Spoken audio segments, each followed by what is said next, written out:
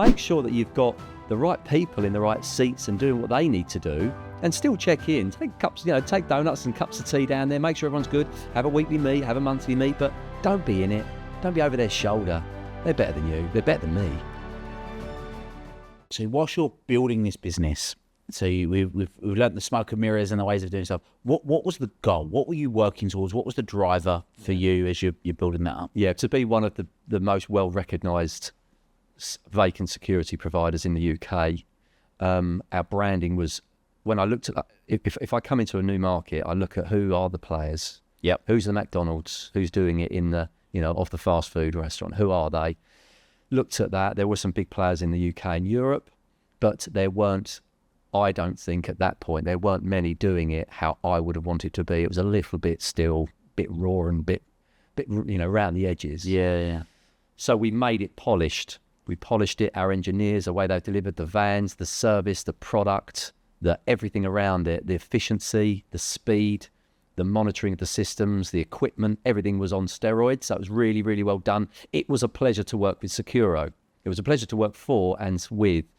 So that is, for me, I'd identified that, gone around, met lots of different owners and so on, and went, right, okay, let's go at it. And we were very aggressive in our growth. Yeah. On that, so I'm a big believer that anyone that wants to really grow a business, that growing a business and personal development are like scaffolded together. Yeah. If you try and just grow a business without growing yourself, then that's going to come down and crash you. If you only ever do personal development and you don't exercise it in some vehicle, business or otherwise, then you've just got a really expensive hobby, right? So how can you use something that can scaffold? What was some of the personal development, professional development that you did that made a difference for you in your Securo growth years? Making effort in being around the right people. Reading. Struggle to read, so it's Audible. Great. Podcast is now amazing, so you're learning. But for me, the podcast is probably at the latter part of that generation, but in the journey. But in the earlier days, being around like-minded and great people, reading and just becoming better, going to watch talks, and all of that. And I've been very curious about that anyway, because I want to be around great people, because you don't want to be around mood hoovers, right? Yeah, of course. What were there a couple of books that stand out for you in your Securo years that stood out as like the staple books that you'd? Yeah, Who Moved My Cheese? Great book. Yeah. Very simple, just brilliant. But that was one of the penultimate books in reading that. At certain times in my life, I'd just pick it, and I would still pick it up now. That was a great book. Traction, obviously, was a great one that I've read 2015, 2016. That was game-changing for me and for me now personally as well. I don't think I wouldn't say there's any that have really jumped. I mean, I've got an artillery of books. Yeah, Who Moved My Cheese is brilliant. I mean, anyone that's about to go through change, going through change, considering change is super thin, super small. You read it in an hour. Yeah. It's which is perfect for me, because it'll keep my attention. But it's about change, relationships, business, anything like that. You can flick through that, and it fired things for me. So let's talk about that transition. So you just mentioned the book Traction.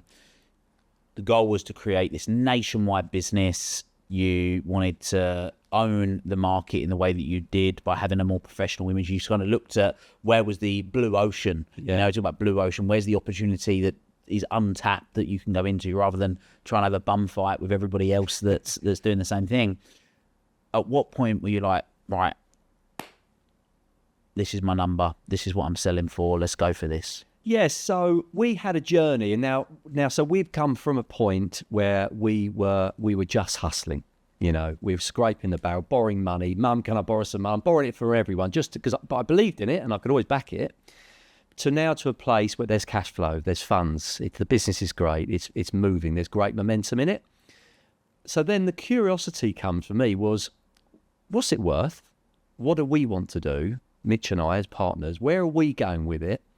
So I think the exploration of it came from, okay, we can level it up and scale again. And we went with other private equity companies to look what that would look like, to get a board on to support us.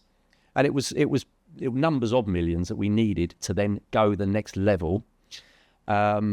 that meant that we were going to be diluting our shares in the company. Now that means I'm working for someone. I'm not a very good employee. I mean, yeah, I'm not going to work very well for someone. So, and I know how that would feel. So that wasn't an option. So then it was, okay, well, if we were to sell it, now how long do we need to stay in it for? Now, obviously, as a key man in the business, Mitch was finance at that point. He was the FD, and I was the MD. But we had departmentalised it, great management structure. And it was just all for me was about exiting and moving my way out, up, and ultimately to become T-Boy is the goal. But within that, we learned that we might need to stay in it for 3 to 5 years. That's not uncommon for that to have to happen. So we got involved, got Deloitte's and got advisors around us. What's it worth? What does it look like? What do we need to do to make the company better? And we worked on that for about a year. And that's then when I took it to market. Right. There's two things that you said. One, you might not even remember this. You're talking about being the T-Boy. You came to the mastermind, one of the mastermind groups that I used to run. And everybody does an introduction, introduce themselves. And you said, yeah, I'm Neil Sweeney.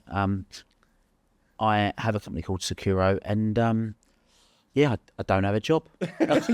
No. You'd made yourself redundant. Yeah. And you were so proud of the fact that you do nothing in the business. Yeah, I mean, and people that I meet now on my new journey is like, just let it go. Like, let it go. Don't just drop it. Don't drop it and get down the golf club, go sailing, go on holiday. No, make sure that it's, because what dropping it means is you're going to let the team down and the people in the business. Don't drop it. That's not fair. But make sure that you've got the right people in the right seats and doing what they need to do, and still check in. Take cups, take donuts and cups of tea down there. Make sure everyone's good. Have a weekly meet, have a monthly meet, but don't be in it. Don't be over their shoulder.